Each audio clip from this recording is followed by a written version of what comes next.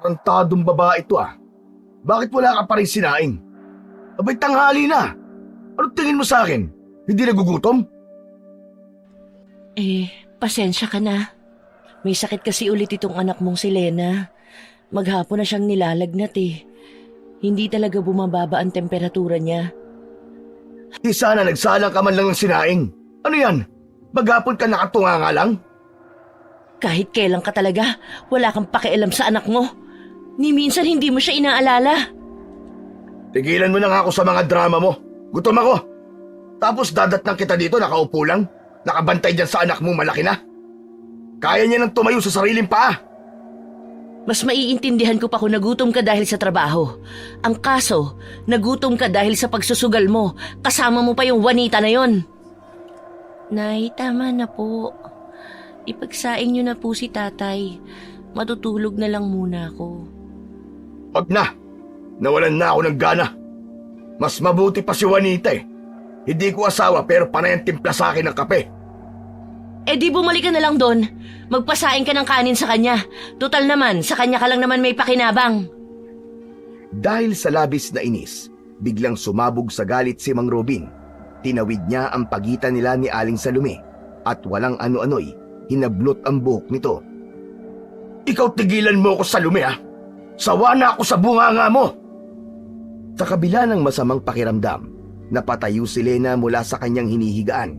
Nanginginig man ang tuhod, pilit niyang nilapitan ang kanyang ama upang pigilan ito. Tay, tama na po. Huwag niyo nang saktan ng inay. Maawa po kayo. Bitiwan po ninyo ang buhok niya. Magdamag na nga po siyang puyat kakabantay sa akin eh. Habang hawak pa rin ang buhok ni Aling Salome, saglit na tumigil si Mang Robin. Napatingin siya kay Lena na halatang mahina dahil nangangatog ang binti nito sa pagtayo. Isa ka pang pangit ka! Inutil! Kung pag-untugin ko kaya mga ulo nyo, ha? Ha? Ha? Aray ko, tay, tama na po. Bitiwan niyo na po ang buhok namin ni inay. Robin, wala ka na talagang natitirang respeto sa akin bilang asawa mo. Itigil mo na to! Aray! Anong itigil? Ha!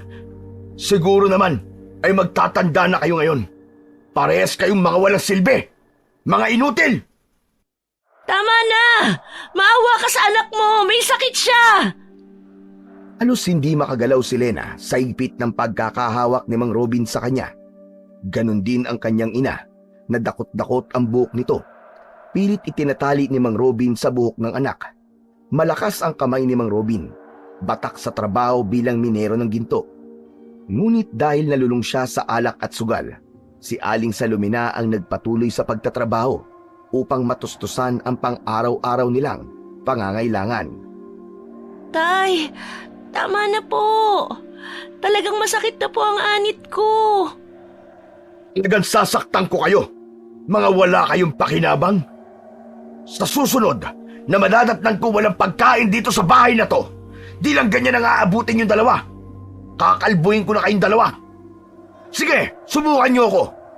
Saka ikaw, Lena, pwede bang wag mong ibinabalandra yung pagmumukha mo sa akin at naaalibadbaran talaga ako? Pangit! Itigil mo nga yung pangungutya sa sarili mong anak. Umalikod siya at sinipa ang bangko sa tabi ng mesa. Dahilan upang tumumba ito sa sahig. Hindi ko kailangan ng mga sermon mo, Salome. Kung sawa ka na, umalis ka na. Umalis kayong dalawa, mga buwisit! Napahagulgul si Lena habang yakap-yakap ang ina. Mahigpit ang kapit ni Aling Salome sa anak. Nay, tama na po. Hayaan na lang natin si tatay. Hindi anak, hindi tama ang ginagawa ng tatay mo. Kung kaya kong protektahan ka sa kanya, gagawin ko. Sa galit, kinuha ni Mang Robin ang bote ng alak na nakapatong sa lamesa. Tinungga niya ito nang walang pakialam, saka muling lumingon sa mag-ina. Punyeta! Makalayas na nga lang sa bahay na to! Mamamatay ako dito ng dilat! Pwe! Ang lakas ng loob mo sabihin yan. Bakit? Nagbibigay ka ba sa akin ng pambili ng pagkain mo? Ikaw ang walang silbi dito, Robin. Wala kang alam kundi ang maglasing at magsugal. Ang lakas ng loob mong manita pero ikaw ang walang kwenta. Anong sinabi mo? Ulitin mo nga, Salome. Ulitin mo ng mas malakas. Isa kang pabigat, walang kwenta. Walang alam kundi magpalaki ng bayag. Pwe! Mas lalong nag-init ang dugo ni Mang Robin sa sinabi ni Aling Salome. Halos umusok ang kanyang tenga sa matinding galit. Mabilis ang naging hakbang nito na lumapit sa kanyang asawa. Ngunit sa kabila ng takot ni Salome sa asawa, ay pinakita niya ang kanyang katatagan. Hindi ito nagpasindak kay Mang Robin. Hindi na napigilan pa ng lalaki ang sarili. Mabilis niyang itinaas ang kamay at malakas na sinampal si Aling Salome sa pisngi. Natumba si Aling Salome sa sahig, kasama si Lena na nakaduktong pa rin ang kanilang mga buhok. Tay! Tama na po! Huwag niyo na pong saktan si nanay! Ang mukha ni Aling Salome ay namula sa lakas ng sampal, ngunit hindi siya nagpatalo sa sakit. Sa kabila ng lahat, nanatili siyang nakatitig kay Mang Robin, puno ng galit at paninindigan. Ganyan ka lang naman eh. Mahina ka, Robin. Kahit kailan, wala kang ibang alam kundi manakit ng mahihina. Tumigil ka na, Salome, ha? Huwag mo akong subukan at baka mapatay ko na kayo mag-ina.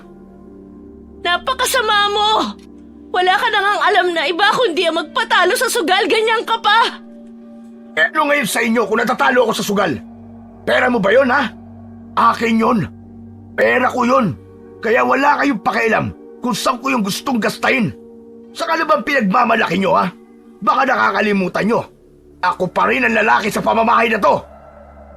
Lalaki? Ang tunay na lalaki, marunong magpakaama, Robin. Hindi nananakit, hindi nang aapi ng pamilya. Huwag mong antayin na sumabog ako, Robin. Hindi umimik si Mang Robin. Ang salita ng asawa ay tila tumagos sa kanya. Ilang sandali siyang nakatayo bago ibinalibag ang hawak na bote ng alak at lumabas na ng kanilang bahay. Walang ya talaga si tatay. Wala siyang kwentang ama at asawa sa inyo. Mabuti pa huwag na siyang bumalik dito. Nakakasawa na ang ugali niya. Narinig niyang umungol ang kanyang ina. Napatingin siya dito at napansin niyang nakahawak ito sa kanyang dibdib. Mabilis na kinalas ni Lena ang nakatali nilang buhok at saka dinaluhan ang ina. Anak, nahihirapan akong huminga. Sandali lang po, Nay. Ikukuha po kita ng tubig. Oo, Nak. Nahihirapan akong huminga. Napasama yata ang bagsak ko. Agad na tumayo si Lena matapos niyang maalalayan ang ina na makaupo sa upuang yari sa plastik. Saglit lang niya itong iniwan at ikinuha ng tubig sa pitsil. Nay, heto na po ang inumin ninyo. Ayos lang po ba kayo? O gusto niyong tumawag na ako ng tulong? Hindi. Huwag na, anak. Paypayan mo na lang ako para makalanghap ako ng hangin. Pambihira naman po kasi si Itay. Napakasama na talaga ng ugali niya. Hayaan mo na ang tatay mo. Maging ako naninibago rin sa ugali niya. Hindi naman siya ganyan sa akin dati. Lumala siya mula nang nalulong sa sugal. Si Aling Juanita ang may-ari ng pasugalan. Ang walang hiyang babae na yun. Siya nga, ang dami nang naging usap-usapan dyan sa labas na napakarami na raw nasisirang buhay at pamilya dahil sa pasugalan ng Juanita na yun. Napakarami na rin nahuhumaling din sa kanya. Ano kayang itsura ng Juanita na yun? Hindi ko pa talaga nakikita ang pagmumukha nun eh. At bakit pinagkakaguluhan ng mga lalaki rito? Nakita ko na yun, Nay. Pangit na ho ako pero mas pangit pa sa akin yun eh. Puro galis ang katawan, tapos parang nasunog sa araw ang balat. Ang kanyang buhok parang di nakakatikim ng suklay. Yung mga mata niya malalaki, konti na lang luluwa na. Tapos alam mo, Nay, yung mga ngipin niya sira-sira, tapos madilaw parang hindi nagtututbrush. Grabe ka naman, anak. Totoo naman po eh. Bakit kaya hindi siya pagbawalan ng kapitan dito sa atin? Alam ko, bawal ang mga ganyang klase ng pasugalan. Illegal yun, di ba? Pagbabawalan, ang kapitan pa nga mismo ang unang naging customer ng babaeng yun. Kapag nagkita kami ng babaeng yun, kakalbuhin ko talaga sa sabunot yun. Naku, wag nyo nang patulan, Nay. May awa ang Diyos. Siya po ang bahalang magprotekta sa atin. Dapat siyang mabigyan ng leksyon. Oh, tama na ang galit. Baka kayo naman ang mapano niyan. Kumusta na pala ang pakiramdam nyo? Ayos na ako. Huwag ka nang mag-alala. Ikaw ang dapat na nagpapahinga eh. Pumasok ka na ulit sa kwarto mo at matulog. Magsasaing na ako para may makain tayo mamaya. Nay, pwede po ba ako magpaalam na muna saglit? Gusto ko sanang maglakad-lakad sandali at pupunta ako kina Lolo Ambo. Abay, inaapoy ka pa ng lagnat ah. Ano na namang gagawin mo doon sa bahay ng matandang yon, Aber? Nay, mabait naman po si Lolo Ambo. Saka gumagaan kasi ang pakiramdam ko kapag nakakausap ko yung matanda. Malayo ang bahay niya, baka gabihin ka sa pag-uwi. Ang mabuti pa sa ibang araw ka nalang dumalaw para masamahan kita. Pero kung ako ang masusunod, anak, pwede bang huwag ka nang naglalalapit sa matandang yun? Bakit naman po? Wala naman siyang ginagawang masama sa akin. Basta, ang sa akin lang, kung papayagan kita ngayon, sana huling dalaw mo na sa kanya. Bakit po kayo galit kay Lolo? May nagawa ba siyang mali sa inyo? Wala naman, basta sumunod ka na lang. Sige po, punta na po ako. Huli na sana to, Lena, ha? Tignan mo nga nanghihina pa maski ang tuhod mo. Kaya ko po. Sige po, aalis na po ako. Babalik din po ako kaagad.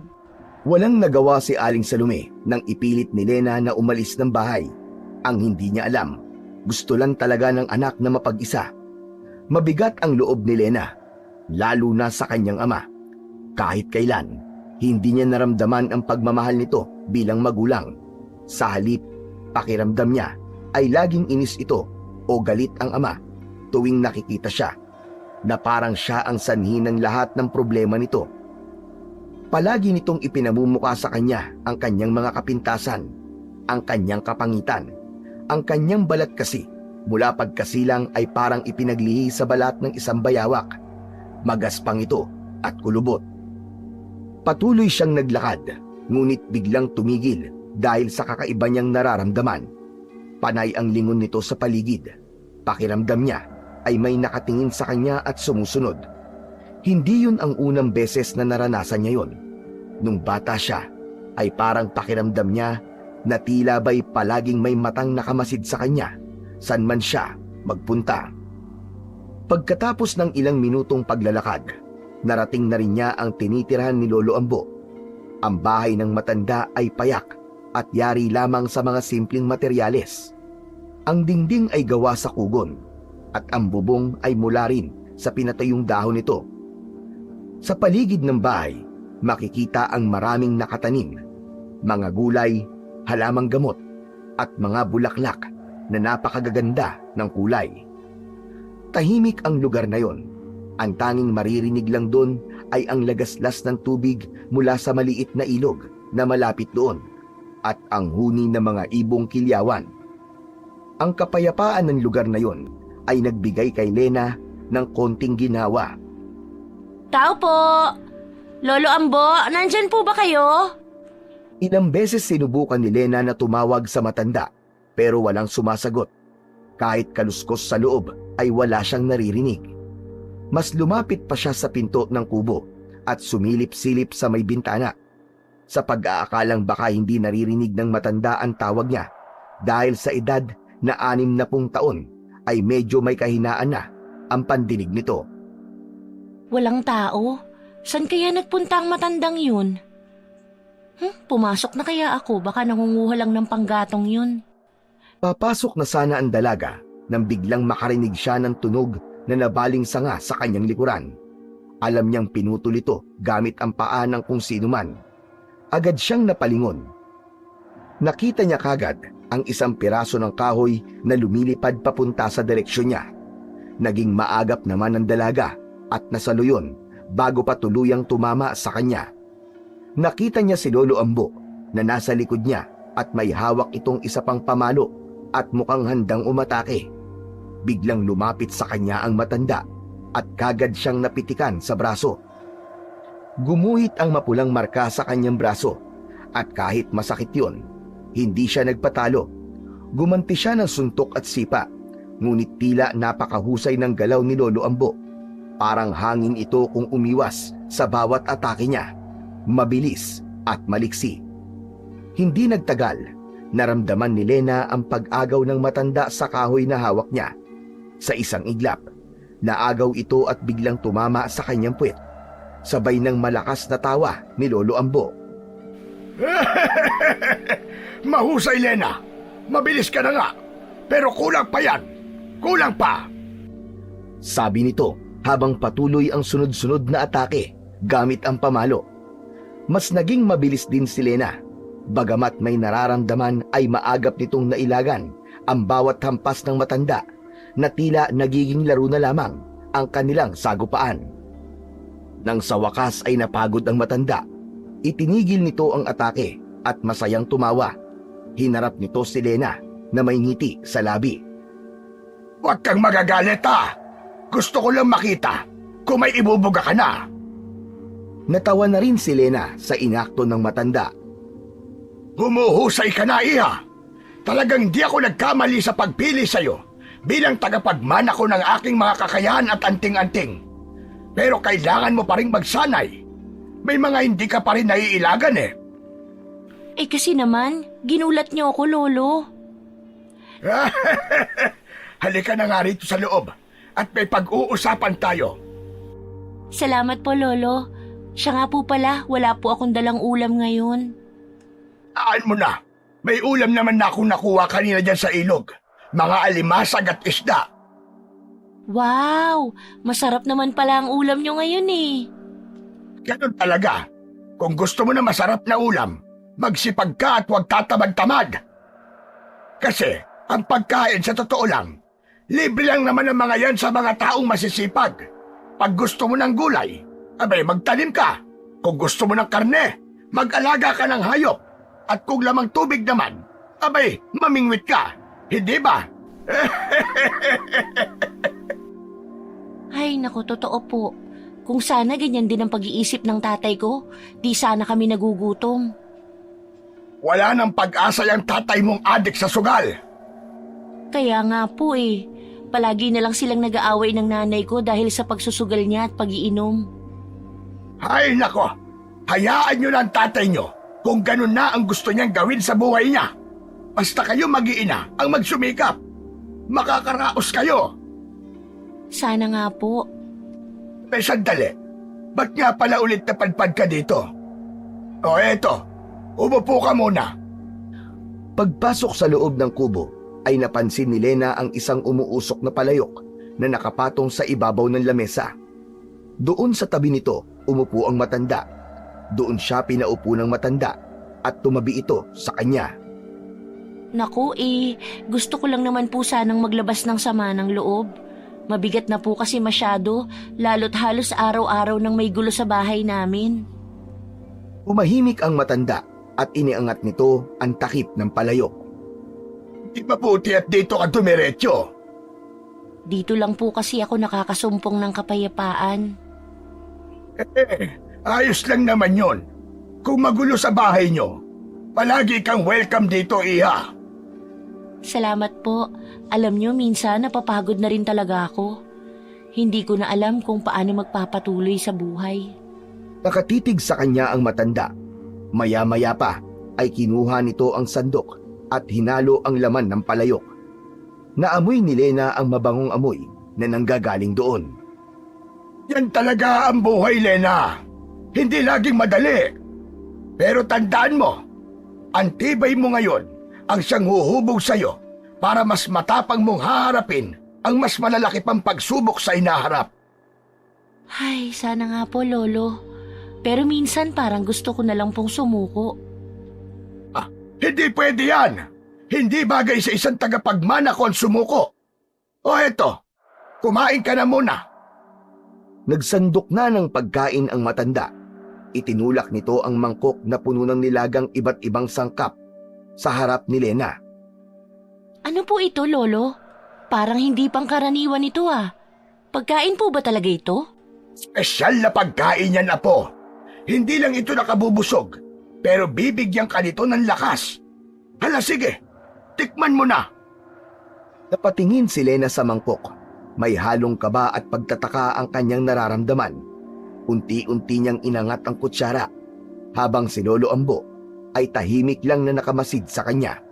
Tila hinihintay ang kanyang reaksyon. Habang marahang isinusubo ni Lena ang pagkain, napansin niya agad ang kakaibang lasa nito.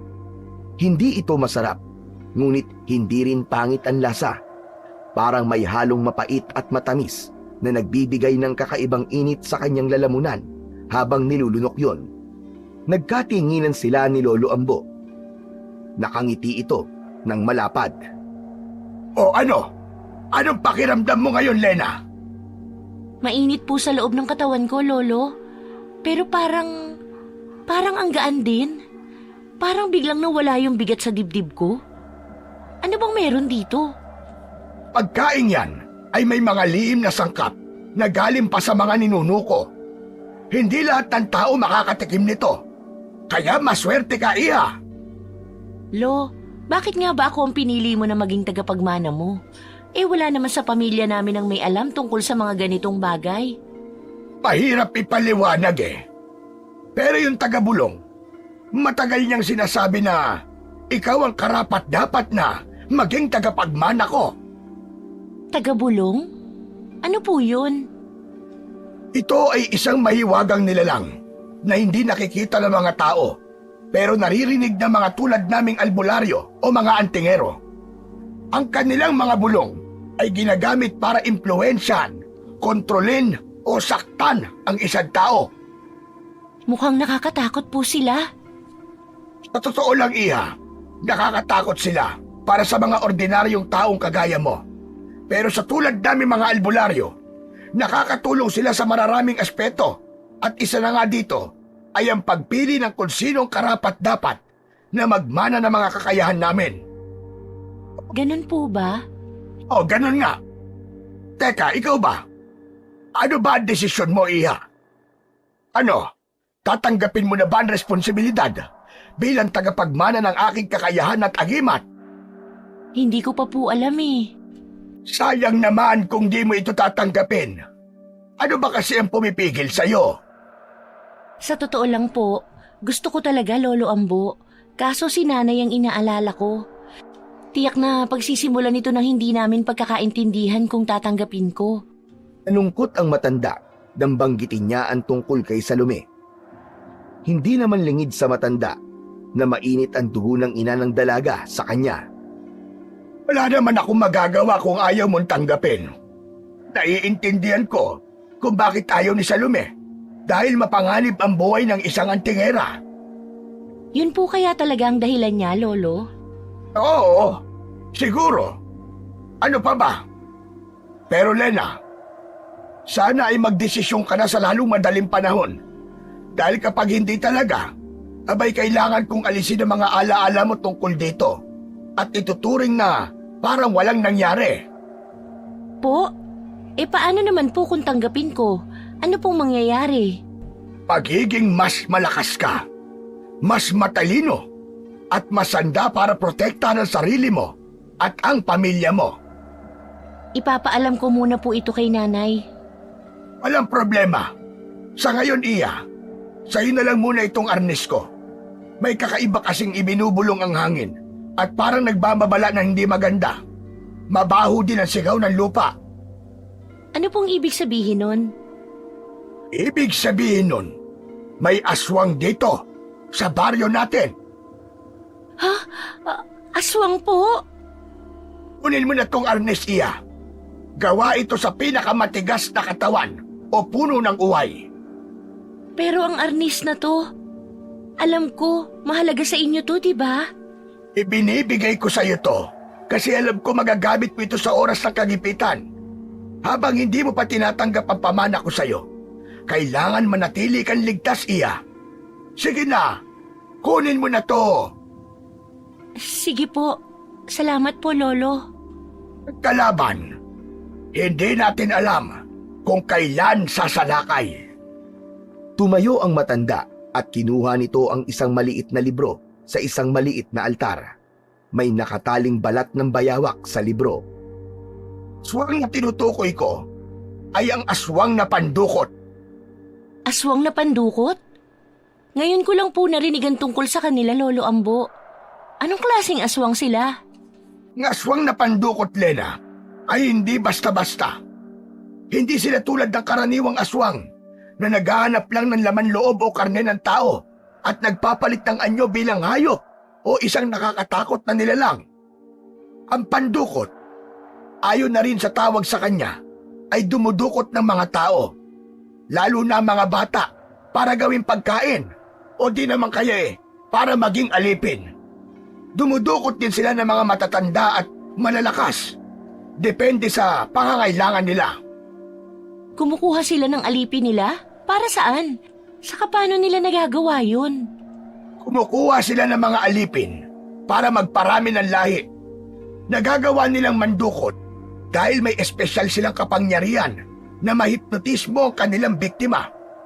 Kapag nahuli na nila, kadalasan na dadalhin nila ito sa kanilang pugad. Madilim doon at mabaho. Nakakatakot pala sila. Paano po natin sila makikilala? Sila nakikita sa malalayong lugar.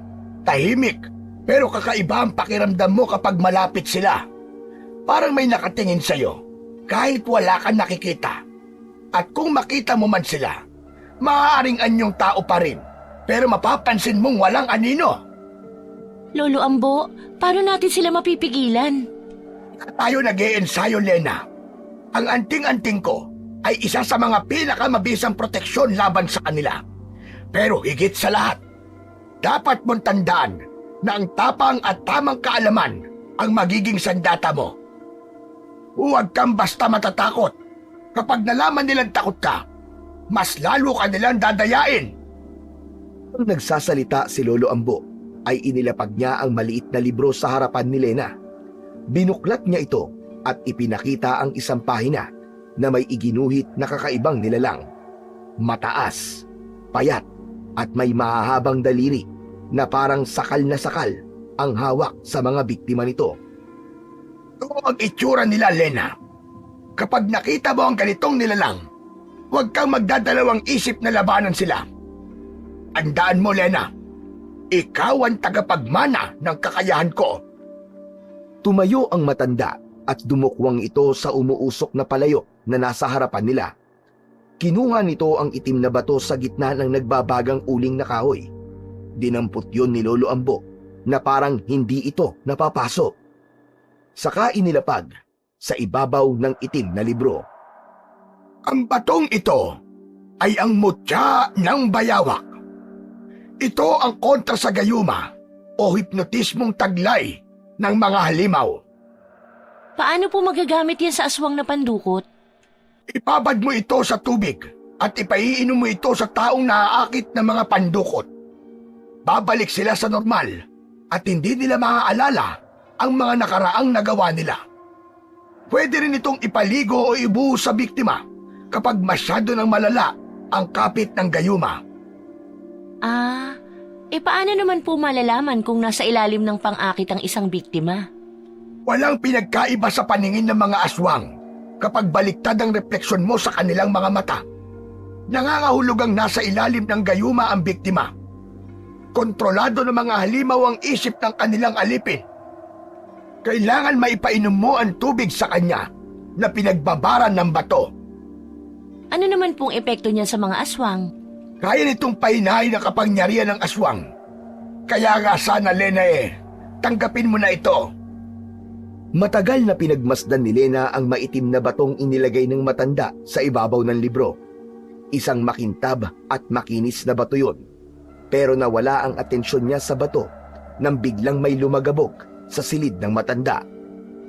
Ano po yun, Lolo? Wala yun. Huwag mo na lamang pansinin ang ingay na yun. Baka yung alaga ko lang yun na pusa. Nakapasok na naman ang kwarto ko. Kung tatanggapin ko po yan, anong gagawin ko dyan? Isusubo ko ba tulad ng kay Darna? Mahilig ka palang manood ng mga ganun, ha? Pero hindi ganun kadramatiko tulad ng kay Darna. Ang agimat na ito ay ang mutya ng bayawak. Hindi ito'y sinusubo, pero napakalakas ng bisa nito kung gagamitin mo ng tama. Iniangat ng matanda ang mutya at pinagmasdan ito na parang ito'y isang kayamanan. Ang mutya ng bayawak ay nagbibigay ng bilis, liksi, at tibay. Tulad ng bayawak na kayang maglaho sa mata ng kaaway, ang mutyang ito ay magpapatalas ng iyong pandama at reflexes. Pero hindi basta-basta ka magkakaroon ng lakas nito. Kailangan maging karapat-dapat ka. Paano po ako magiging karapat-dapat, Lolo? Dapat buo ang loob mo, Lena. Ang mutya ay sumusunod sa puso na may hawak nito. Kung ang hangarin mo ay masama o makasarili, magdadala ito ng kapahamakan sa'yo. Ngunit kung ikaw ay magpapakatapat at gagamitin ito para sa mabuti, magiging makapangyarihan ka. Itinapat ni Lolo Ambo ang mutya sa palad ni Lena na nag-aalangan, ngunit nararamdaman ang kakaibang init mula rito. Parang may pulso po ito, Lolo. Ay may sariling buhay po. Kaya niyang madama ang takot, galit, at kabutihan sa isang tao. Ngayon, sagutin mo ako ng buong puso. Handa ka bang tanggapin ang agimat na ito at ang mga responsibilidad na kaakibat nito? Huminga ng malalim si Lena. Nanginginig man ang kanyang mga kamay. Ramdam niya ang bigat ng desisyong ito. Ngunit naisip niya ang kanyang pamilya, lalo na ang kanyang ina, na kailangan protektahan mula sa mga nilalang na tulad ng pandukot. Handa na po ako, Lolo Ambo. Biti ang matanda at marahang inilapag ang mutya sa palad ni Lena. Sa sandaling yun, parang nagkaroon ng liwanag na nanggagaling sa mutya. Simula ngayon, ikaw na ang may-ari ng mutya ng bayawak. Tandaan mo, Lena, hindi ito isang laruan o simpleng gamit. Buhay at dangal ang nakataya sa bawat paggamit nito. Tumango si Lena habang hawak ang mutya sa kanyang palad. Sa kabila ng kaba, naramdaman niyang parabang may bagong sigla at lakas na dumadaloy sa kanyang katawan nang tanggapin niya ang mutya. Inilagay niya ito sa kanyang bulsa. Hindi niya na naisip ang kanyang ina sa pagkakataong yun dahil mas nanaig ang kagustuhan niya na maproteksyonan ang kanyang pamilya. Nagpaalam na siya sa matandang si Ambo at naglakad na pauwi sa kanila. Pakiramdam niya ay magaan ang kanyang pangangatawan ng mga oras na yun. Nakaramdam siya ng ginhawa at nawala na rin ang kanyang lagnat. Habang naglalakad siya, ay napansin niya ulit na tila may nakamatsyag sa kanya. Dinukot niya ang mutya sa kanyang bulsa at hinawakan ito ng mahigpit. Papadilim na rin na mga oras na yon at nakalubog na ang araw. Nagsitayuan ang kanyang balahibo nang mapansin niyang may aninong tila nagtatago sa likod ng mga puno. Binilisan niya ang kanyang paglalakad. Maya-maya pa ay nakarinig siya ng kaluskos, mga yabag ng paa sa likod niya. Napahinto siya at nakiramdam sa paligid. Sa pagbaling ng kanyang tingin, tumambad sa kanya ang nakangising malademonyong anyo ng isang nilalang. Napaatras si Lena, biglang uminit din ang hawak niyang mutya. Huwag kang lalapit! Umalis ka dyan! Umalis ka! Ngunit hindi nakinig sa kanya ang nilalang, bagkus ay mas lalo itong ngumisi. Lumabas ang matutulis at matatalas niyang mga pangil. Hindi ako natatakot sa'yo! Sige, lumapit ka kung yan ang gusto mo! Makbang ang halimaw palapit sa kanya. Itinaas niya ang kanyang arnis bilang kanyang sandata. Naaamoy ko ang mutya ng bayawak sa'yo. Akin na yan. Ibigay mo sa akin ang mutya. Anong mutya ang pinagsasasabi mo? Wala akong alam sa mutya. Umalis ka sa harapan ko, halimaw ka. Sinungaling! Kukunin ko yan sa ayaw at sa gusto mo. Nanatiling nakatayo si Lena habang pilit na nagpapakatatag sa harap ng aswang. Kahit isang dangkal na lang ang lapit ng mukha nito sa mukha niya, amoy na amoy niya ang mabahong singaw ng katawan nito. Pero dahil ibinuka na nito ang bibig para kagatin siya sa leeg, pinalo niya ito ng malakas gamit ang arnis na hawak at nagsimulang tumakbo palayo. Hindi niya naalintana ang mga matutulis na batong naaapakan niya. Ang gusto lang niya ay makatakas sa halimaw. Hindi ka makakatakas sa akin. Susundan kita! Susundan kita! Kukunin ko ang mutya! Lalong binilisan ni Lena ang kanyang pagtakbo. Pero dahil sa mabilis niyang galaw, hindi niya napansin ang isang nakausling bato sa kanyang dadaanan. Natisod siya at nadapa. Gumuhit ang sakit sa kanyang mga binti at paa. Aray ko! Talaga naman oo! Napakamalas ko naman! Nagpalinga-linga muna si Lena at pinilit makatayo para muling tumakbo. Paika-ikang humakbang ang dalaga habang pangiwi-ngiwi ang muka. Naramdaman din niya sa kanyang tuhod ang pag-agos ng mainit na likido mula sa sugat na tinamaan ng bato. Dahil sa tumitinding sakit, habang nagagalaw ang sugat niya, ay napahagulgul na lamang siya ng iyak. Hindi pa man siya lubusang nakakalayo, ay nahuli na siya ng aswang. Kinapitan siya nito sa binti at hinila. Kaya ang nangyari, muli siyang natumba at bumagsak sa lupa. Naramdaman niya ang pagbaon ng matutulis na kuko ng aswang, kaya't napilitan siyang tadyakan ito sa muka. Hindi ka magtatagumpay, hayop ka! Lalabanan kita! Tumayo siya at muling iwinasiwas ni Lena ang kanyang arnis at tinamaan sa balikat ang aswang. Umungol din ito sa sakit. Lalo itong nagwala dahil napagtanto nitong hindi pangkaraniwan ang kanyang kalaban at hindi ito basta-basta mabibiktima. Pinaikot-ikot niya sa katawan ang arnis at lumikha siya ng kakaibang tunog na parang nag-oorasyon tulad sa itinuro sa kanya ni Lolo Ambo. Ilang beses rin niyang tinamaan ito sa muka, sa tagiliran, balikat at sa iba pang bahagi ng katawan nito. Ngunit hindi sumuko ang aswang. Desperado na talaga itong mapatay ang dalaga. Sinunggaban niya si Lena at tinangka nitong kagatin ang leeg. Masyadong naging mabilis ang pangyayari. Wala nang nagawa ang dalaga, kundi ang pumikit at inihanda ang sarili sa kapamakan. Isang luha ang tumulo sa kanyang nakapikit na mata. Ngunit paglipas ng ilang sandali, ay hindi siya kinagat ng aswang.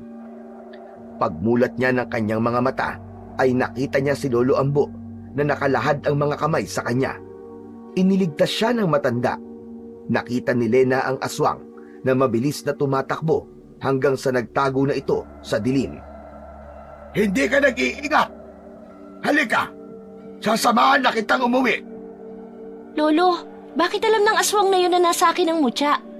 Dahil naaamoy nila yan, kukunin nila ang mutya sa'yo para hindi mo magamit laban sa kanila. Matatalo mo ang gayuman ng pandukot kapag nasa iyo ang bato. Natatandaan na nila ang iyong muka, kaya't hindi ka nila titigilan. Teka, may sugat ka. Kailangan natin magamot yan. Kailangan ko nang umuwi, Lolo. Baka nag-aalala na sa akin ng nanay. O sige, tara na.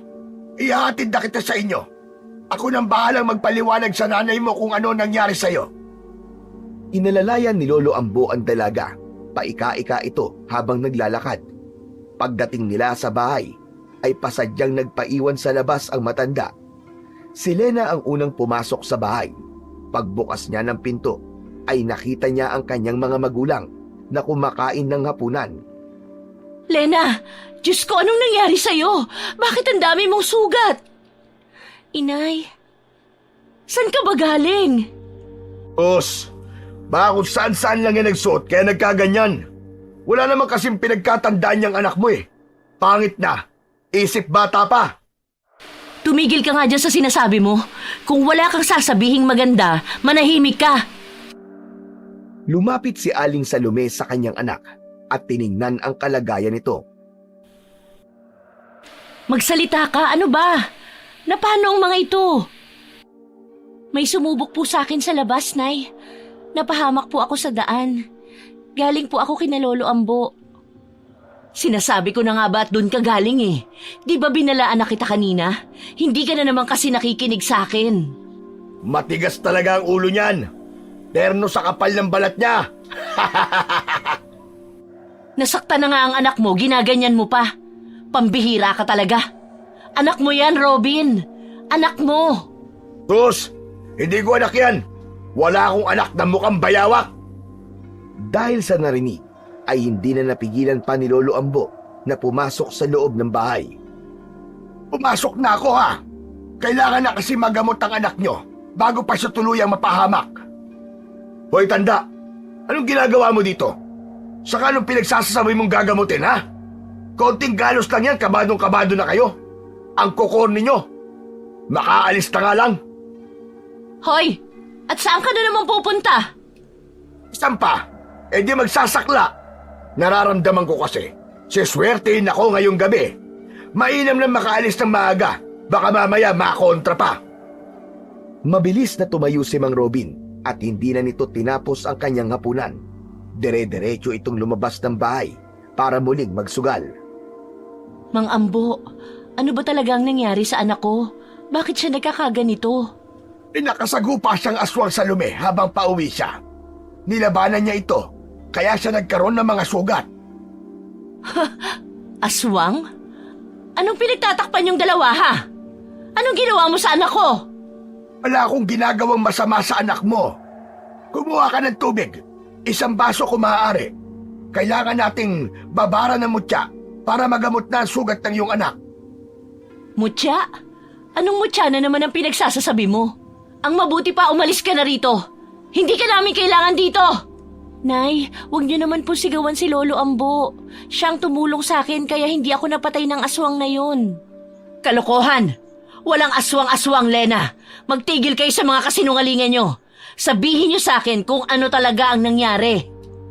Hindi mo ba nakikita ang kalagayan ng anak mo? Sa palagay mo ba, gawa ng tao yung mga sugat niya? Sige nga, tignan mo mabuti. Kapag napabayaan ito, 2 lang ang pwedeng kahantungan ng anak mo. Mamatay siya o magiging aswang. Natahimik ang ginang sa sinabi ng matanda. Nang makapag-isip, ay kumuha ito ng 1 basong tubig at ibinigay ito sa matanda. Pinaupo na rin niya ang anak sa kanilang upuan sa sala. Salamat sa lume. Alam kong mahirap paniwalaan ang sinasabi ko, pero hindi ko ito ginagawa para sa akin. Gusto ko lang mailigtas si Lena sa sumpang dala ng sugat na ito. May aswang ba talaga, Ambo? Huwag niyo akong pinaglololoko. Inilubog na ng matanda ang mutya sa tubig. Totoo po ang sinasabi namin, Inay. Inatake ako ng aswang. O siya, kung inatake ka nga, bakit ka naman nagpabaya? At ikaw, tanda, bakit mo naman pinabayaan ang anak ko? Hindi ko kontrolado ang lahat ng bagay sa lume. Alam mo yan. Saka bakit nagkukunwari kang hindi naniniwala sa aswang? Gayong alam mo naman na talagang totoo ang mga nilalang na yon. Manahimik ka! Inay, huwag niyo naman kausapin ng ganyan si Lolo.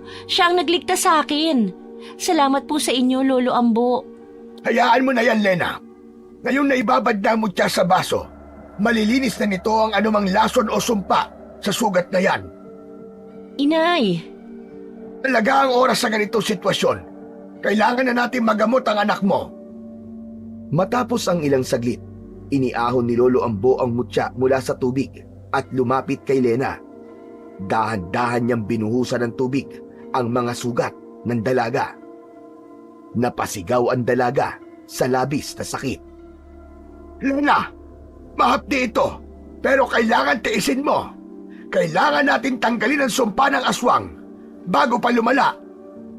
Napangiwi sa hapdi si Lena, ngunit hindi na umangal. Opo, Lolo. Kaya ko po. Ang ginagawa ito ni Lolo Ambo, napansin nilang tila nagkakaroon ng kakaibang liwanag ang mutya at unti-unting tila tumigil ang pagdurugo ng mga sugat. Medyo natuyo din ang paligid nito. Napatigil si Salome sa kanyang kinatatayuan, tila hindi makapaniwala sa kanyang nakikita. Isang himala! Totoo ba talaga yan? Ang galing naman! Totoo ito, Salome. Kaya nga sinasabi kong mag-ingat kayo. Biglang napalingon ang lahat nang muling bumukas ang pinto at iniluwa noon si Mang Robin. Sus! Bilib na bilib ka dyan. Nakatsamba lang yan. Alam mo naman palpak ang albularyong yan eh. Tumigil ka nga riyan. Akala ko ba doon ka na sa wanitang yun? Ano't bumalik ka? Ay bakit mo kini-question ang pagbabalik ko sa sarili kong bahay, Salome? Ha? Napailing na lang si Salome sa sinabi ni Mang Robin. Kung ganon, manahimik ka na lang. Kung ayaw mo nang nakikita mo, huwag ka nang salita ng salita. Hindi ka nakakatulong. Tahimik na napatigil si Robin. Samantala, si Lena ay napapikit. Ramdam ang paggaan ng kanyang pakiramdam matapos mailapat ang tubig na pinagbabara ng mutya sa kanyang sugat.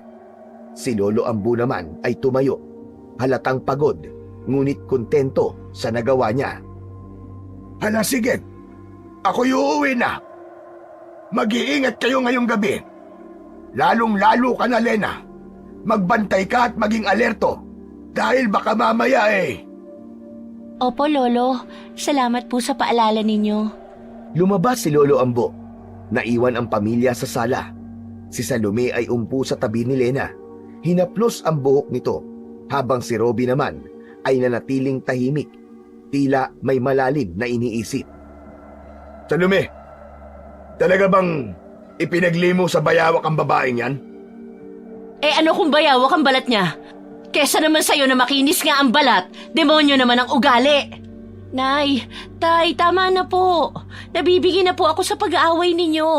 Ano po bang gusto ninyong gawin ko? Para lang matigil kayo sa pagtatalo.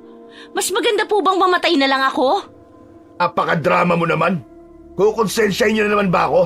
Alam niyo namang wala akong konsensya, di ba? Mga buwisit. Makaalis na nga lang ulit. Saan ka na naman pupunta? Di sampa. Sa masayang bahay ni Juanita. Magmamadyong kesa dito na puro kamalasan lang ang nakikita ko. Tumabi ka nga sa daraanan ko. Baka masipa ko lang yung pagbumuka mong hayop ka. Hinayaan na mag-ina na umalis si Mang Robin. Hindi na ito pinigilan ng ginang. Pagkatapos ay pinagmasdang mabuti ni Lena ang ina na nagtatanggal ng damit niya para tingnan ang sugat sa kanyang katawan. May 2 bilog na butas at maitim na ang paligid ang nakita ng kanyang ina sa kanyang balat. Kagat yun kanina ng halimaw na umatake sa kanya. Habang binibihisan siya ng ina, ay pinag-iisipan niya kung sasabihin ba niya ang tungkol sa naging usapan nila ni Lolo Ambo. Pero hindi niya alam kung paano ito sisimulan. Bagkus ay nagpaalam na lang ang dalaga. Magpapahinga na po ako, Inay. Salamat po sa pag-aasikaso niyo sa akin. Teka, bakit po parang matamlay kayo ngayon? Wala ito. Huwag mo na akong alalahanin. Napagod lang ako sa pakikipagtalo dyan sa ama mo. Sige na, pumasok ka na sa kwarto mo. Opo, Nay. Napatigil sa paghakbang si Lena nang marinig niya ang sunod-sunod na kaluskos sa likod ng kanilang bahay. Parang tunog ng matatalas na kuko ang gumagasgas sa dingding ng kanilang kubo. Hindi agad yun narinig ng ina, kaya patuloy ito sa pagsasara ng pinto at bintana. Sumunod yata ang aswang na pandukot sa akin. Diyos ko, sana naman hindi. Oh, bakit? Hindi ka pa ba papasok sa kwarto mo? Kasi po, Nay, parang may tao sa likod. Wala po ba kayong narinig? Wala akong naririnig. Ano ba kasi yun? Magsasalita pa sana si Lena para sumagot sa ina. Biglang umalingaw-ngaw ang malalakas na pag-alulong ng isang aso. Mukhang nasundan po ako, Nay. Ano? Nino? Sinong nakasunod sa'yo, Lena? Yung aswang, Nay, nandito siya. Naaamoy ko ang alingasaw ng katawan niya. Amoy nabubulok na laman ng hayop. Dinukot ni Lena ang batong nasa kanyang bulsa. Nang hawakan niya ay mainit yun.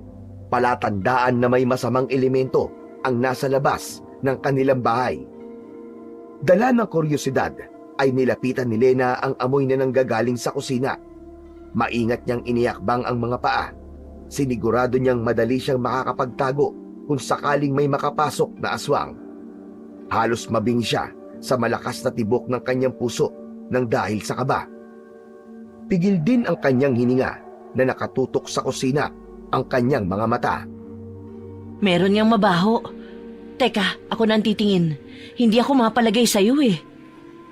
Ako na lang po. Pakiabot po ng arnis na nakalagay sa ibabaw ng upuan. Dahan-dahan din ang ginawang pagkilos ni Aling Salome para kunin ang arnis. Ganon din sa paghakbang nito upang makalapit sa kinaroroonan ni Lena. Nang maiabot niya ito, ay kinuha na rin niya ang itak. Hinugot niya ang talim, saka itinutok ang atensyon sa kusina.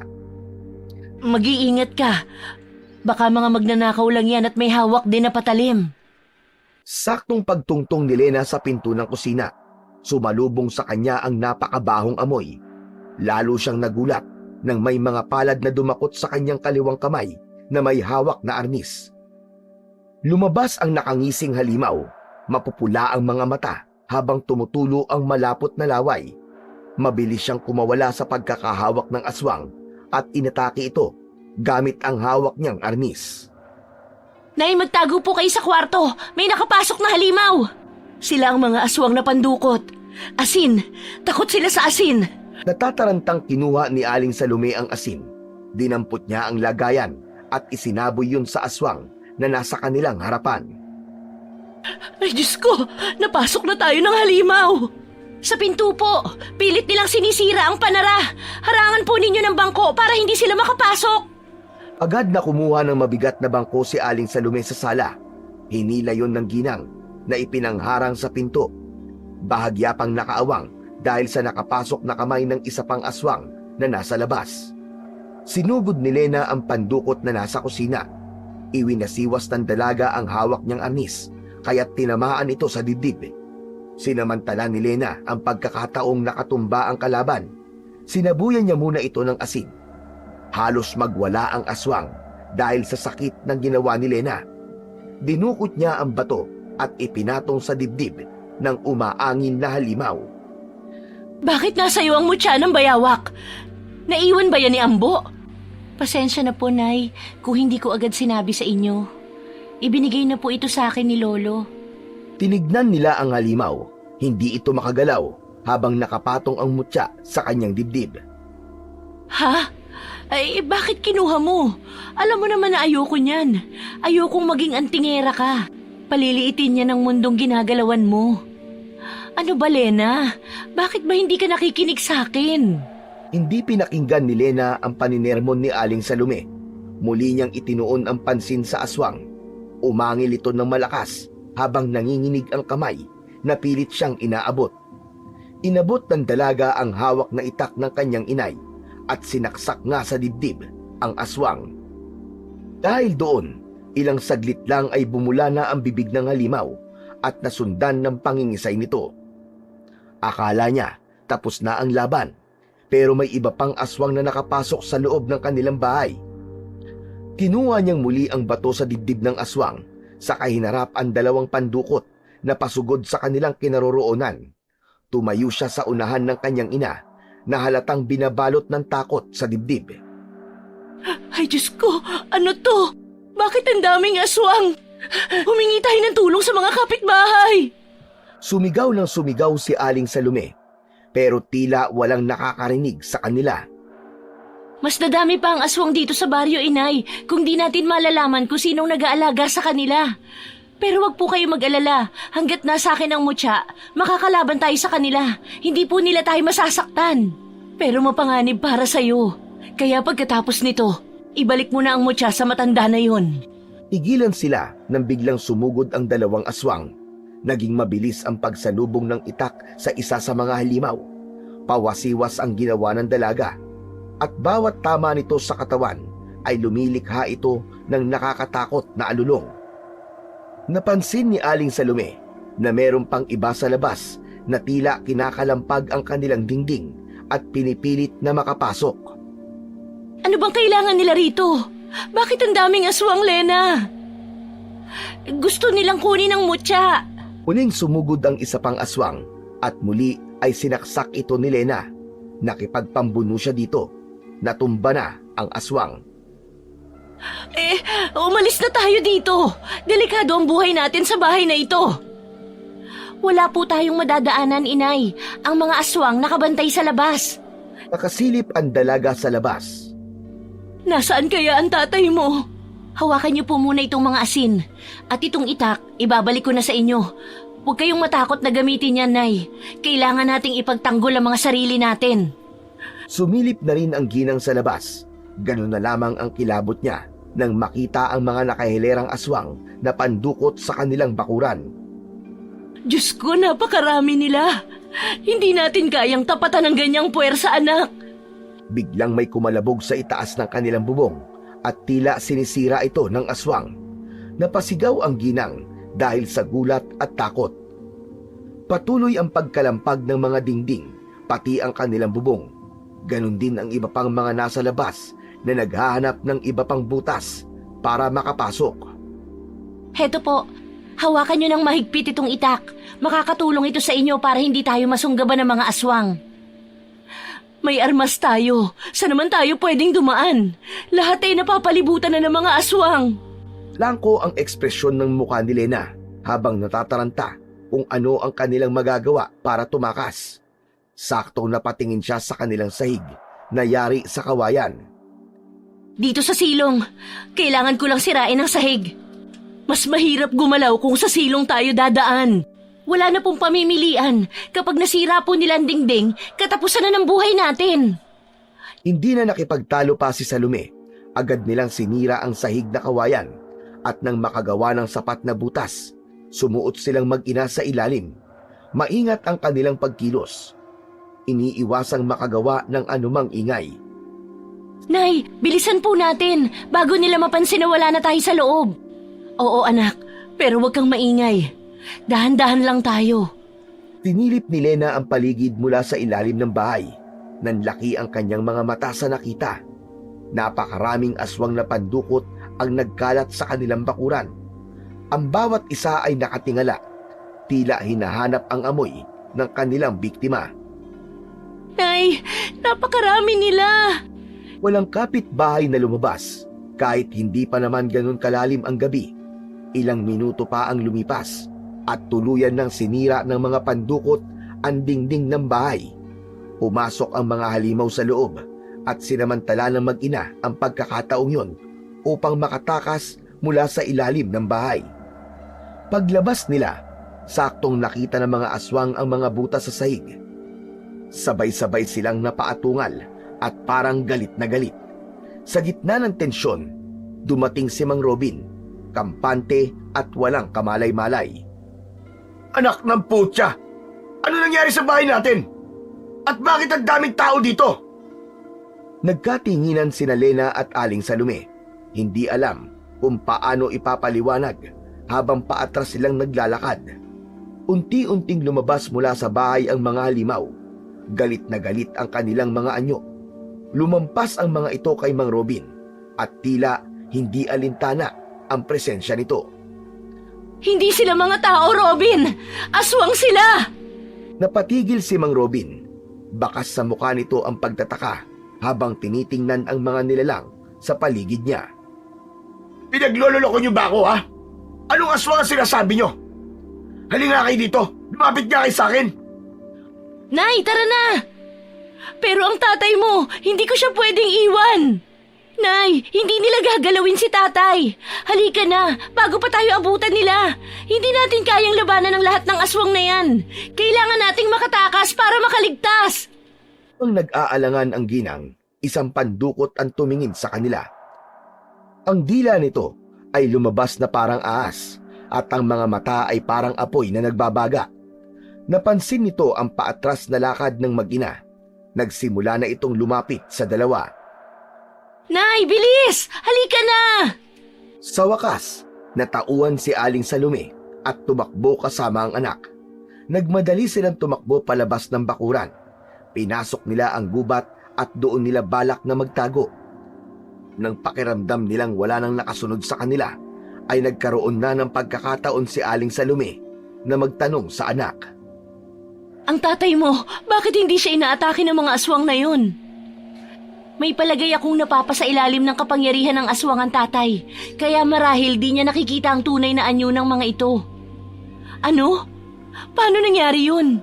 Hindi natin namalaya na may nakapasok ng pandukot sa baryo natin, Nay. May hinala ako na si Juanita ang pinuno ng mga aswang na yon. Yung mga kababaryo nating nalulung na sa pasugalan niya, lahat yun napasa ilalim na sa hipnotismo niya. Magaling din ang aswang na yun. Hindi na siya naghirap na mandukot ng tao dahil napakadali lang makahikayat ng tao yung pasugalan niya. Yung ibang mga kababaryo natin, tuluyan ang naging kagaya niya. At hindi natin alam kung ilan na rin ang nagagawa nilang alipin at pagkain. Ang tatay, ngayong alam na nating nahipnotismo na siya, kailangan natin siyang magamot kaagad bago pa lumala ang sitwasyon. Pag nag-uusap ang dalawa, biglang umalingasaw ang mabahong amoy ng aswang. Lumitaw ito kung saan sa loob ng gubat. Napahawak sa braso ng ina ang dalaga. Naramdaman din ng dalaga ang pag-init ng mutyang kanyang hawak. Bigla itong lumiwanag na siyang ikinasilaw ng aswang. Itago mo ang mutya, Lena. Baka makaagaw ng pansin yan sa iba pang aswang. Nagalit ang aswang matapos itago ni Lena ang bato sa kanyang bulsa. Hinarap nito ang aswang pero alam niyang hindi pa sapat ang kanyang lakas para harapin ang mga ganitong klase ng nilalang. Isa lamang siyang baguhang antingera. Nay, si Lolo Ambo, baka matulungan niya tayo. Hindi, wag na. Tumabi ka, ako nang bahala sa aswang na yan. Posisyon si Aling Salome. Itinutok nito ang hawak na itak sa kalaban. Gulat naman si Lena nang makita sa ganoong ayos ang kanyang ina. Nang umabante ang aswang, ay kagad itong sinalubong ng babae at itinarak ng walang kahirap-hirap ang itak sa dibdib ng aswang. Natulala na lang ang nilalang at saka ito bumagsak sa lupa. Parang napansin ni Lena na bago pa ito masaksak ng kanyang ina, ay natigilan ng aswang at hindi nakagalaw. Napanganga ang dalaga sa husay ng kanyang ina. Nay, ang husay niyo! Paano niyo nagawa yun? Saka mo na ako tanungin kapag nakaalis na tayo sa lugar na ito. Kailangan mabawi natin si Robin. Delikado siya sa mga halimaw na yon. Diyos ko, bakit hinayaan ko itong mangyari sa ama mo? Marami pala akong hindi alam sa inyo, Nay. Tama kayo, delikado si tatay sa mga pandukot na yon. Kailangan nating humingi ng tulong kay Lolo Ambo. Hindi na kailangan. Dahil sa matandang yon, kaya nandito tayo sa sitwasyong ito.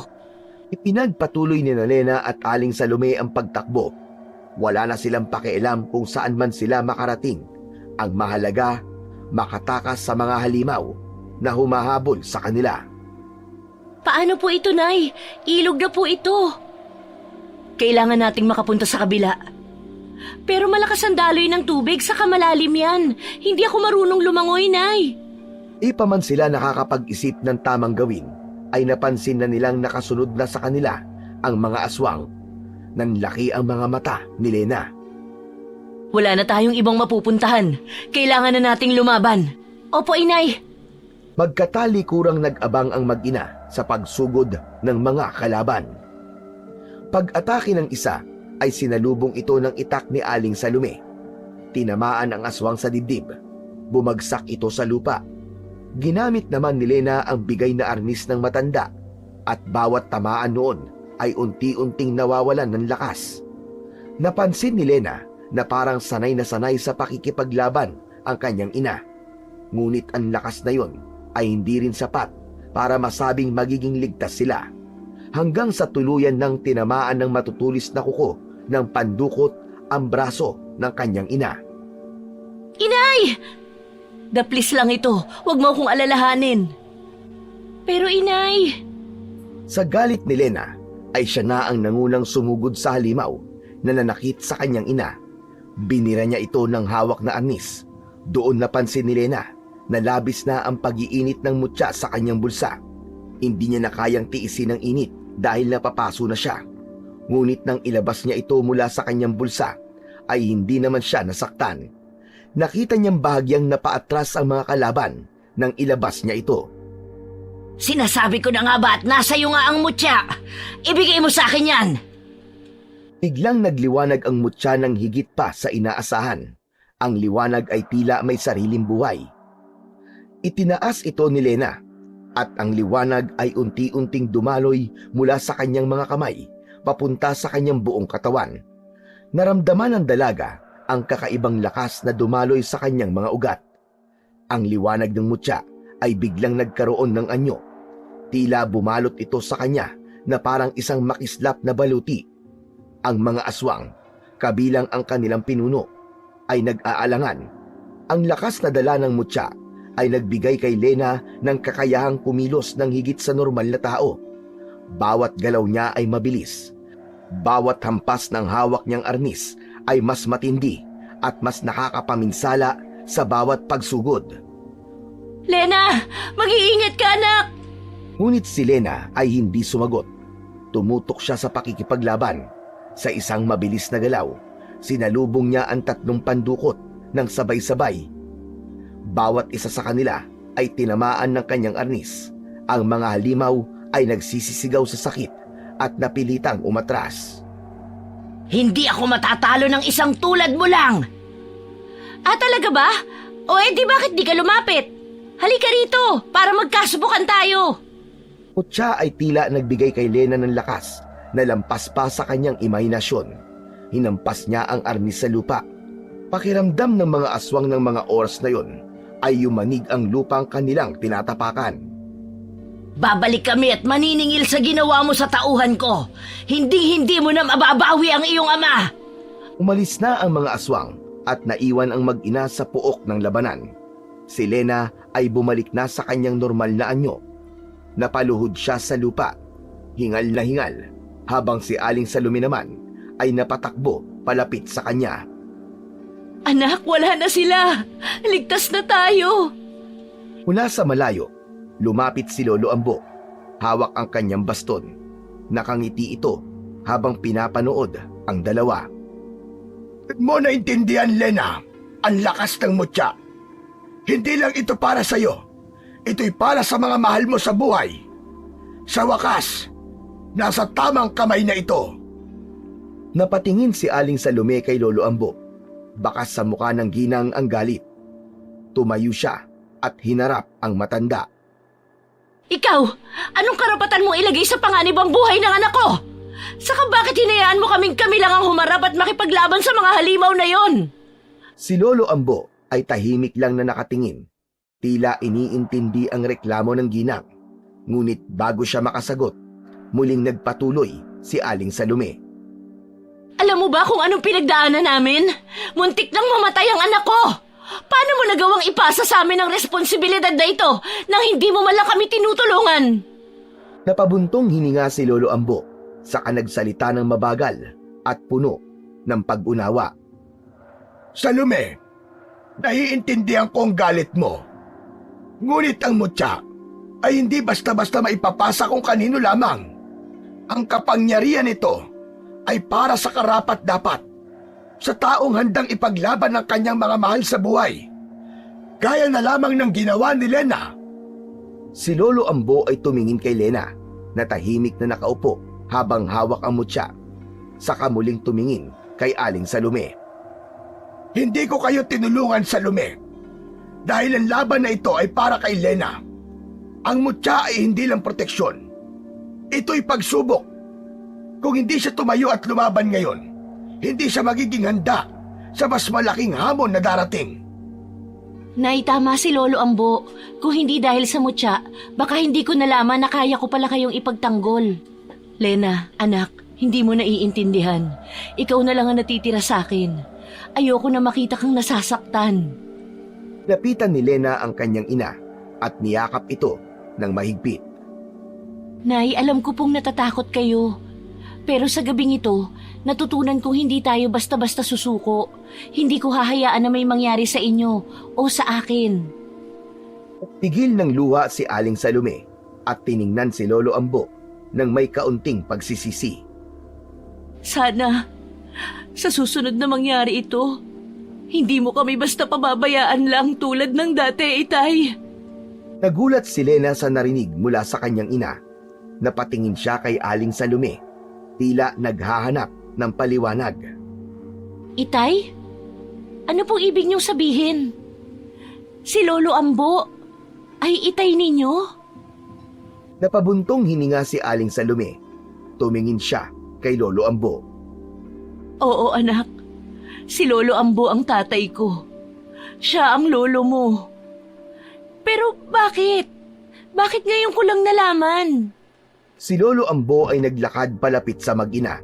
Hawak pa rin ang baston at may bahagyang lungkot sa kanyang muka. Itinakwil ako ng nanay mo dahil sa aking pagkakamali noon. Isinisi niya sa akin ang pagkawala ng kakambal mong si Lira. Paano niyo nagawa sa aking ilihim ang bagay na ito? May kapatid ako? Ayoko nang pag-usapan ng tungkol dyan. Umuwi na tayo. Hindi na kayo pwedeng umuwi sa bahay nyo dahil tsak na inaabangan kayo ng mga pandukot doon. Mabuti pa'y tara na lamang muna sa bahay. Doon muna kayo. Hindi. Hindi kami sasama sa'yo. Mabuti pa isoli mo ng agimat na yan, Lena. Dahil dyan kaya tayo napapahamak noon pa. Anong ibig niyong sabihin? Mutya ay maaaring magbigay ng kapangyarihan at sumpa dahil sa mga aswang na naghahangad dito. Nang mapasa akin ang mutyang yan, naging delikado ang buhay ng pamilya ko. Pinili kong lumayo noon dahil ayaw ko madamay ang pamilya ko at ang nanay mo noon na halos kapapanganak pa lamang. Pero hindi ko alam na sa paglayo ko ay mas lalo kayong nailagay sa panganib. Akala ko noon magiging mas ligtas kami nang wala ka. Pero hindi pala. Kaya nagsanay ako lumaban para proteksyonan ng pamilya ko. Pero hindi ko nailigtas si Lira sa mga mandurukot na aswang. At ngayon, ang kapal ng mukha mong bumalik at nadadamay na naman kami dahil sa mutya mo. Lolo, alam mo naman palang delikado ang mutya na ito. Pero bakit binigay mo sa akin? Dahil ikaw na ang nararapat na magdala nito, Lena. Ang mutya ay hindi dapat manatili sa akin habang buhay. Kailangan ito mapunta sa isang taong may tapang at pagmamahal sa pamilya. Mga katangiang nakita ko sa iyo ngayong gabi. Kung ako nga talaga ang magiging sunod na tagapangalaga ng mutya, iingatan ko ito para sa pamilya ko at para sa iba pang pamilya na maaaring maapektuhan ng mga aswang na naririto sa baryo natin. Hindi mo naiintindihan ang bigat ng responsibilidad na sinasabi mo, Lena. Nay, nakita mo ang lakas ng mutya. Kailangan natin to para mailigtas ang itay. Natigilan si Aling Salome sa sinabi ng anak. Wala nang nagawa ito, kundi ang sumunod sa dalawa. Naunang pumasok ang matanda sa bahay nito at sinundan ito ni Lena. Nagpaiwan naman ang ginang sa labas at naupo na lamang sa upuang gawa sa kawayan. Nang nasa loob na ang dalawa, ay pinapasok ni Lolo Ambo ang dalaga sa loob ng isang silid. May nakita siyang nakahiga doon at laking gulat niya nang makita ang mukha nito. Kamukhang kamukha niya ang babaeng nakahiga sa kama. Mas maiksi nga lang ang buhok nito at may malaking balat sa pisngi na magaspang na tulad sa balat ng isang bayawak. Nagising si Lira at nagulat din sa kanyang nakita. Agad itong lumapit sa kanyang Lolo Ambo at niyakap ang braso ng matanda. Kakambal mo si Lira. Pareho kayo ng kondisyon sa balat. Kasalanan ko ang lahat kung bakit tila kayo nagkaroon ng sumpa. Dati ako nanguhuli ng mga bayawak sa gubat dahil sa kagustuhan kong makakuha ng kakaibang agimat. Marami ako napatay na mga bayawak. Siguro ay nagalit ang diwata sa gubat o kung sino man. Kaya sa inyo tumama ang sumpa. Pero hindi pa rin ako tumigil. Hanggang sa totoong ang nakakuha ako ng mutya sa huling bayawak na pinatay ko. Pero nang makuha ko yon, doon mas lalong gumulo. Sabi niyo kinuha ng pandukot ang kapatid ko? Bakit nasa inyo si Lira? Naagaw ko siya sa aswang na dumukot sa kanya noon. At itinago niyo si Lira sa loob ng halos 2 dekada? Biglang pumasok si Aling Salome at kitang-kita niya kung ano ang pinagtatalunan ng maglolo. Nanlaki ang mga mata nito, sabay na paiyak. Lira! Ang anak ko! Ang beses akong sumubok na sabihin sa inyo tungkol kay Lira. Pero umiiwas kayo. Ayaw niyo akong kausapin. Saka napansin kong malayo ang loob ni Robin sa kanila. At mas lalong nagdalawang isip ako nang makita kong sinasaktan ng asawa mo si Lena. Mahina si Lira at may sakit sa puso. Hindi niya kakayanin ang ganoong pagtrato. Napakasama mong ama! Bakit mo nagawa sa akin to? Wala na tayo magagawa sa Salome.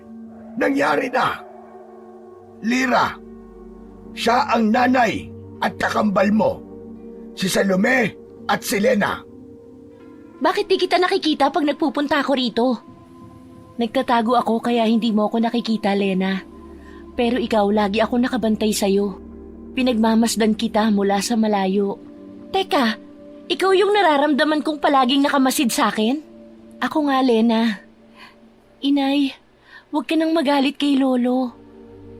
Kapatid ko. Itay, maraming salamat sa pag-aalaga kay Lira. Pero hindi mo alam ang sakit na dinanas ko nang mawala siya. Sana sinabi mo man lang noon. Alam ko, anak, at handa kong akuin ang lahat ng kasalanan ko.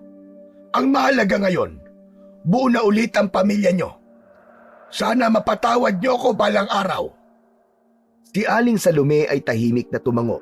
Hindi pa handang magpatawad, ngunit ramdam ang katapatan ng ama.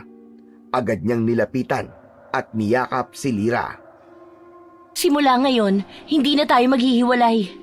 Kahit anong mangyari, ipaglalaban ko kayong lahat. Naputol ang pag-uusap ng tatlo nang may marinig silang mga kaluskos sa labas. Maya-maya pa, narinig nila ang pamilyar na boses na nagpatingin kay Aling Salome at Lena sa isa't isa. Salome! Lena! Alam ko nandiyan kayo! Lumabas kayo dyan! Agad na sumilip sa labas si Lolo Ambo. Nandito na sila! Napapalibutan na tayo ng mga aswang! Lena, kumuha ka ng isang timbang tubig sa kusina. Dalhin mo dito at ibabad natin ang mutya. Kailangan magising ang tatay nyo sa gayuma. Sige po. Agad na kumuha ang dalaga ng tubig at pagbalik niya, sinabi niya sa matanda na lalabas siya upang makipaglaban. Baka masira nila ang bahay ninyo tulad sa bahay namin. Maraming proteksyon ang bahay ko. Di nila to kagad malalapitan ni mawawasak. Kung gayon, ako na lamang ang lalabas para makipaglaban. Huwag kang lumabas. Dahil kaugalian na ng mga aswang na yan na pumatay ng kanilang alipin sa harap mismo ng kanilang anak. Kayo ni Lira, huwag na munang lalabas. Anong gagawin natin, Lolo? Akin na muna ang mutya. Kailangan maibabad natin ito sa tubig na ipampapaligo at ipapainom natin sa ama mo para mawala ang epekto ng gayuma sa kanya. Ano ba? Buksan niyo ang pinto! Umalis ka na! Wala na tayo! Ayoko nang makisama sa'yo! Aba, ang lintik na ito ha! Ano bang ipinagmamalaki mo ha? Yun ang pamamaraang naisip ni Aling Salome para mas lumapit pa ito sa pinto. Hihilahin nila papaloob si Mang Robin. Dahan-dahang lumapit si Lena at saktong pagbukas ng pinto ay siyang pagpasok ng galit na si Mang Robin. Diretso hanggang sa loob ng bahay. Mabilis na isinara niya ang pinto. Nagsimulang magkagulo sa labas sa mga aswang na nakaabang sa kanila. Pinagtulungan nilang tatlo na hawakan ng ama para painumin ng pinagbabaran ng bato. Ang natira sa timba ay siya naman nilang ibinuhos sa katawan nito. Agad itong nawalan ng malay at tatumba. Dito lang kayong dalawa, Lena, Lira. Kami na ang bahalang humarap sa mga aswang. Nauna nang lumabas ang dalawa. Hindi nakapagpigil si Lena. Lira, bantayan mo si tatay. Babalik kami. Huwag kang matakot. Tutulungan ko sila nanay. At tandaan mo, huwag kang lalabas dito, ha? Sinuksan niya ang pinto at nakita niyang abala na sa pakikipaglaban sina Lolo Ambo at Aling Salome. Sa kanyang pagmamasid ay nakita niya ang pinuno ng mga aswang at nakilala ito ng dalaga. Nawala sa isip niyang wala sa kanya ang mutya. Sinasabi ko na nga ba't ikaw ang may kagagawa ng lahat ng ito, Aling Juanita? Hindi na nagpatumpik-tumpik pa ang dalaga at sinugod si Aling Juanita. Pero maliksi ang aswang at malakas. Nagawa nitong kalmutin sa mukha si Lena. Ramdam na ramdam niya ang sakit ng pagbaon ng kuko nito sa mukha niya. Hindi! Itay, ang anak ko! Ano? Kaya pa ba, Lena? Kung ibinigay mo na sana sa akin noon pa ang mutya, sana hindi na tayo umabot pa ng ganito. Sumugod ang dalawa sa pinuno nila, ngunit hinarangan sila ng mga alagad nito. Hindi nila inaasahan ang biglang pagsulpot ni Lira. Hawak nito sa kamay ang mutya at isang patalim na may magkabila ang talim. Sinugod nito si Aling Juanita at pinuntirya ang leeg nito. Gigil na gigil ang dalaga sa pagpatay sa pinuno ng mga aswang. Samantala, biglang narinig ang malalakas na sigaw ng isang lalaki, si Mang Robin. Nagising siya mula sa pagkakahimbing at hindi makapaniwala sa mga kagimbal-gimbal na tagpong nasasaksiyan. Sa gitna ng kaguluhan, nagsimula si Lolo Ambo na magbigkas ng isang makapangyarihang orasyon. Ang mga salitang binigkas niya ay nagdulot ng matinding sakit sa pandinig ng mga aswang, dahilan upang sila'y mapaupo sa lupa. Halatang nasasaktan. At nang makakuha ng pagkakataon, ay agad silang nagsitakas. Bakas naman sa mukha ni Mang Robin ang pagtataka habang nakatingin kay Lira. Salamat kay Lira. Sa sobrang tuwa ni Lena na makitang nagapi ng kapatid ang pinuno ng mga aswang, ay nayakap niya ang kapatid. Kasunod nito ang naluluhang si Aling Salome. Anong ibig sabihin nito? Buo na tayo, Robin. Siya si Lira, ang anak natin. Lira? Buhay ka? Hindi makapaniwala si Mang Robin habang dahan-dahang lumalapit sa anak. Si Lira naman ay tahimik lamang na nakatingin sa kanya, parang hindi alam kung ano ang sasabihin o gagawin. Anak, patawarin mo ko. Kung alam ko lang, hahanapin kita kahit saan. Kung alam ko lang na buhay ka. Hindi ko kayo sinisisi, Itay. Pwede naman tayong magsimula ng panibagong buhay. Napahagulgol si Aling Salome sa pagyakap sa dalawa niyang anak. Si Lena at Lira ay magkahawak kamay, habang si Mang Robin naman ay mahigpit na niyakap ang buong pamilya. Hindi ko man agad na ibalik si Lira sa inyo noon. Masaya akong makita kayong magkakasama ngayon. Lumapit si Lena kay Lolo Ambo at niyakap ang matanda. Salamat, Lolo.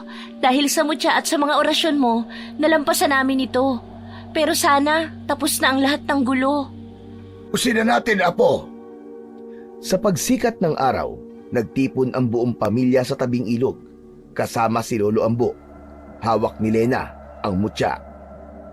Ang mutya na ito ay may dalang kapangyarihan. Ngunit, mas malaki ang panganib kapag napasa kamay ng masasamang nilalang. Orasyonan natin ito, Apo, at ibalik sa kalikasan. Nagsimula si Lolo Ambo ng dasal, bumigkas na mga salitang sinauna. Nang matapos ay inutusan nito si Lena na ibigay sa kanya ang mutya. Marahan niya itong inihulog sa ilog. Tapos na ang lahat. Panahon na para magsimula tayo ng bagong buhay. Paalam, mutya. Salamat sa lahat ng naitulong mo sa amin. Nagpasya ang pamilya na lisanin ang baryo. Lumipat sila sa isang tahimik na bayan, malayo sa gubat at sa anino ng mga aswang. Doon, sinimulan nila ang isang simpleng pamumuhay. Si Lena at Lira ay naging mas malapit bilang magkapatid, habang si Aling Salome at Mang Robin ay nagkaisa sa pagbibigay ng mas maayos na buhay para sa kanilang mga anak. Si Lolo Ambo naman ay nagsimula ng abalahin ang sarili sa pagtatanim ng iba't ibang gulay sa bakuran ng kanilang bagong tahanan. Kinalimutan na niya ang tungkol sa mga agimat at kapangyarihan. Sa bagong baryo na yon na kanilang nilipatan, natagpuan nila ang kapayapaan na matagal na nilang hinahanap.